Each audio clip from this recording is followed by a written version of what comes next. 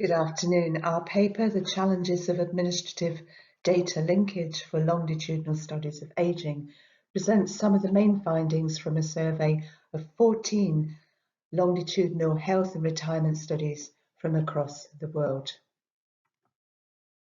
The survey is part of the Linking Longitudinal Studies of Ageing with Administrative Data project. This project is an ESRC Centre for Population Change project. The survey itself was conducted between June 2020 and June 2021. It focused on the benefits and challenges of administrative data linkage, application approval and access processes, linkage mechanisms, linked data use, and impact. 14 studies took part, 10 of which had established linkages. 4 of those studies had both individual and contextual linkages, where contextual linkages are area level data, which could be geographic or socioeconomic or environmental. 5 of the studies had just individual record linkage, and just 1 of the 10 studies had contextual data linkages only. The linkage landscape was characterized by usually fragmented in administrative data infrastructures with multiple owners and controllers, and as a result of that, linkage tended to be intermittent and irregular. Most of the studies were reliant on respondent consent to undertake linkage, and health and mortality records were the most often linked type of data. This graph shows the main challenges identified by the different studies, and as can be seen, bureaucratic processes, resources, and issues around consent and data security were the most often cited challenges. Time delays were mostly a byproduct of these challenges, with half of the studies explicitly referring to this as a problem.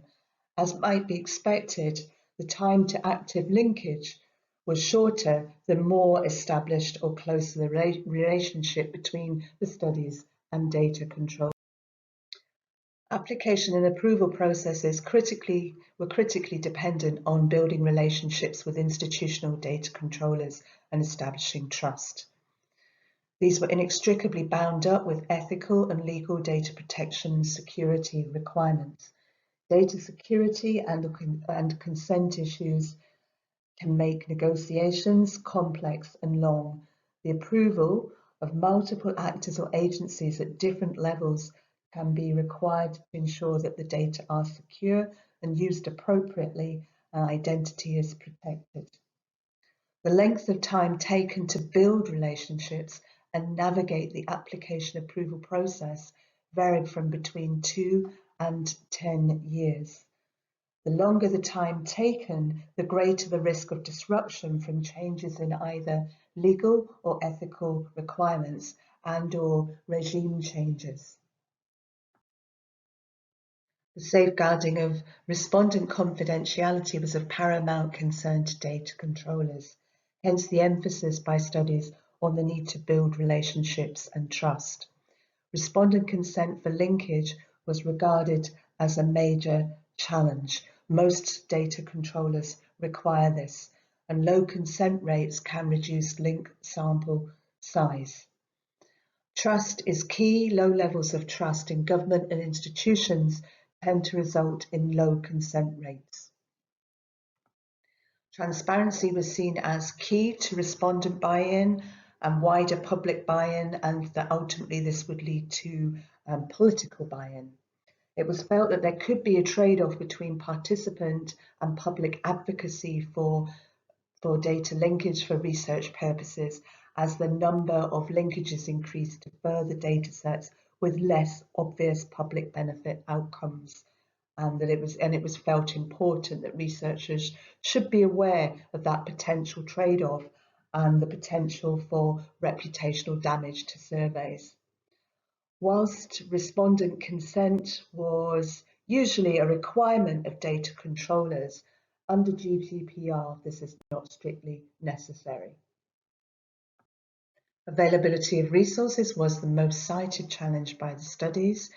The issues around data processing were focused on linked data sample size, bias, reduced representativeness, the cleaning, rendering and coding of data, and assessing the data linkage quality. The ease of post-approval access to linked data was dependent on administrative data infrastructures. Incomplete or inaccurate or missing study data could make matching problematic, and there was a general scarcity of appropriately skilled researchers to undertake linkage processing. As already mentioned, studies needed to navigate often fragmented, piecemeal administrative data infrastructures, and coverage of, for instance, benefit schemes might not be across the whole population and could be incomplete. Linkage keys tended to be data set specific as a result of these fragmented infrastructures, and there were no common unique ID numbers. Access varied from remote secured terminals to safe haven sites, and the use of safe haven sites was seen as a barrier to researchers because it could be costly and time consuming to use. We have made a number of recommendations for both studies and for government and data controllers. Firstly, for studies, we would recommend that respondent consent for linkage should be sought at the outset of the process, either prior to or at the same time as an initial approach to data controllers. This represents good practice on three fronts. Firstly, respondent consent is normally a prerequisite for data controllers.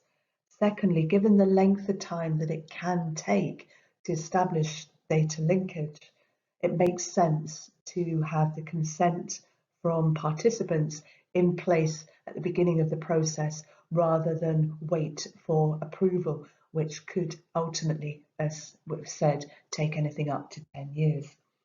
Thirdly, given that consent rates have the potential to impact on linked sample size and representativeness, knowing the consent rates early on will determine whether the feasibility of that linkage in terms of the likely benefit for the studies and whether or not it's worth investing the time and resources in pursuing that linkage.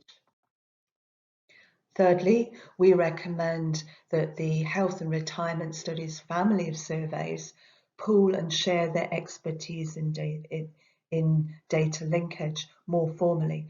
They tend to do this, but it's informal at the moment, so a formal process or venue for doing that would be helpful, we think. It became clear during the course of the survey as well that studies don't tend to monitor outputs from linked data, and we recommend that they try to do this. It can be difficult, but they try to do this more rigorously and document the impact of those outputs as well to build and support the case for future linkage. And finally, 3 wish list recommendations to government departments and administrative data controllers. Firstly, it became clear for many studies there was a need to develop or establish a single ID number to enable linkage across administrative data sets, employment records, tax, benefits, health, education records. Secondly, the development of infrastructure to centrally manage administrative data sets is necessary if governments are serious about using their administrative data for research and for policy, evidence-based policy making. Then there is a need to develop infrastructure that centrally manages these data sets to overcome the fragmented nature of most systems and streamline the process. And thirdly, as some studies currently have, it would be good to have real-time linkage to cross-linked databases on an as-needed live basis. This would overcome the problem of study linkages becoming out of date and remove the need for the manual updating of these linkages. The COVID pandemic would also appear to have demonstrated the need for this live linkage. So thank you for listening, and I'm happy to take any questions now.